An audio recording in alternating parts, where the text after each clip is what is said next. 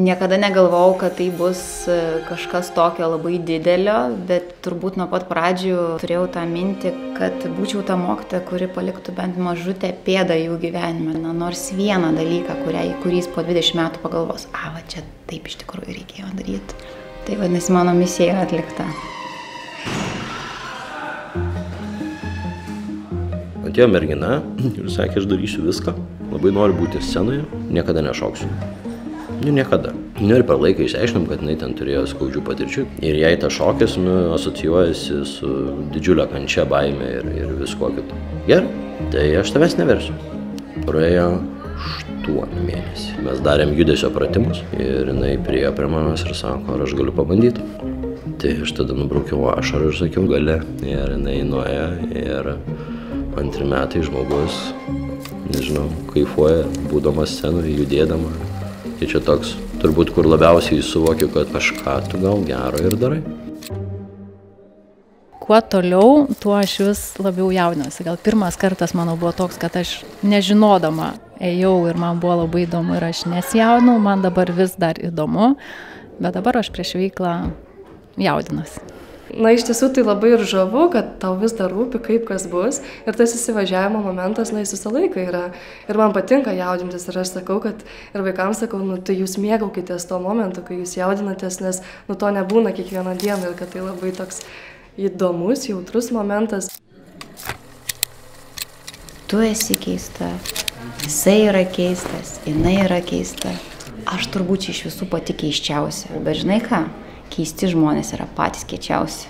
Ir jinai taip nusišypsojo, atsimenu, ir man tai yra, pats tas galvoju, jūs. Kalbi ir nežinai, kiek pasiekia, kiek jie girdi.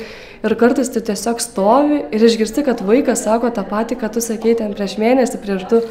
Ir tada galvoju, geras, va čia tai suveikia. 3, 2, 1, Gilbertas meta kamuolį. Kai tu pamatai vaikus, kad jie kažko išmoko, nors pradžiai jiems sunkiai sekasi, kai tu pamatai jų geresnius testo rezultatus, kai jie patys džiaugiasi, tai šitie dalykai labiausiai ir yra svarbiausi šioje specialybėje. Ar pas tave yra paryškinta žodžiai? Ir džiaugsmas, ir kartu iššūkis yra grįžtamasis ryšys. Tu vis tiek įdedi be proto daug darbo. Darai ir matai, kad tai tada turbūt yra skaudžiausia, aš taip įsivaizduoju. Kur tu ateini ir supranti, kad tu stengiasi, jiems neįdomu. Ir dabar kaip neprarasti savo motyvacijos, ir tuo pačiu užkurti jiems tą motyvaciją. Tai tu irgi tų būdų ieškojimas, nes su 5-okais yra vienas žodis, su 9-okais yra kitas žodis. Kalbėjau su viena mokinė ir jinai sako, koks skirtumas, grįšit namo ir sako, jūs pamiršit. Ir aš taip atsisuku ją ir sakau, kaip aš norėčiau tą įrodyti rūpestį mokytojui, kad mokytojas iš tikrųjų, mokytojui rūpi tie vaikai, yra labai sudėtinga. Tu visą laiką labai daug duodi. Ir tas gavimo momentas atgal, tu kartais tiesiog pats turi jį pajausti ir pastebėti. Ir mokėtų pasidžiaugti. Tai buvo tas aha momentas. Kai pabaigoje aš pamačiau silpnesnį mokinį, teisingai koreguojant ir mokant tą stipresnį mokinį. Kartais tas kyla toks klausimas, kiek mes turime sukurti, ar ne, išpūst kažkokį burbulą iš to, ką mokom.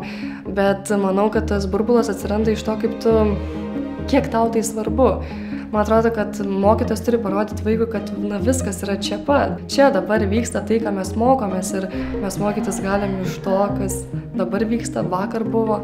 Jeigu nebus ryšio, aš manau, joks mokytojas neatliks to savo darbo taip, kad paliktų pėdsaką vaiko širdį. Ir tu galbūt, nežinau, galbūt tavęs neprisimins kaip matematikos mokytoja, bet gal tave prisimins, kad tu futbolą žaidėjai su jais ten ant žolės lauke, arba kad, nežinau, sniego mūšį kokį nors.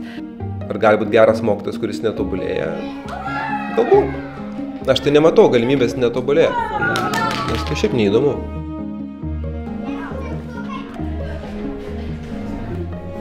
Mes nežinom viso jų bagažo ir bandom pateikti vieną informaciją, o ten sėdi 20 atskirų žmonių su savo bagažu ir tuo momentu gal jie yra nenuotaikoj, gal jie serga, gal jiem kažkas atsitiko, kitas kaip tik perdėm labai laimingas ir panašiai. Ir tą sudėti į vieną kažkokį tai gumula yra gan sudėtinga. Čia tokia nuolatinės, nežinau, konfrontacija su savim, kai tu prieš save matai. Ir tie jauni žmonės labai daug atneša į tavo gyvenimą. Reikia būti gerų mokinių ir mokykis iš tų jaunų žmonių, mokykis iš kolegų.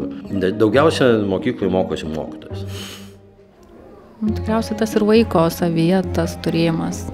Nuo domėjimosi, kuo vaikai gyvena, nuo tų pačių filmukų, tos pačios muzikos klausimo. Visada gali pasijausti toks tikriausiai jaunas. Labai didelis apdovanojimas ir labai didelė atsakomybė, sakyčiau, gal taip. Prisiliečiam tikrai prie ateities, kaip bebūtų. Atsakingas už jų tobulėjimą. Tai ir yra skirtinis dalykas. Tai nėra tiesiog produktas, kurį tu parduodi ir tu pamiršti. Kaip aš matau mokytojas, kur eina per lyną ir bando balansuoti pastoviai tarp tų skirtingų dalykų. Ne? Mokytojo darbe nėra nei pradžios, nei pabaigos. Tu esi kažkokiam taške ir judi į priekį, kartais reikia 2 žingsniukus atgal paeiti, kad vėl į priekį pajudėtum. Šitas labai gražu, tokių labai gražu, mažų detalių, kurios tiesiog labai matosi.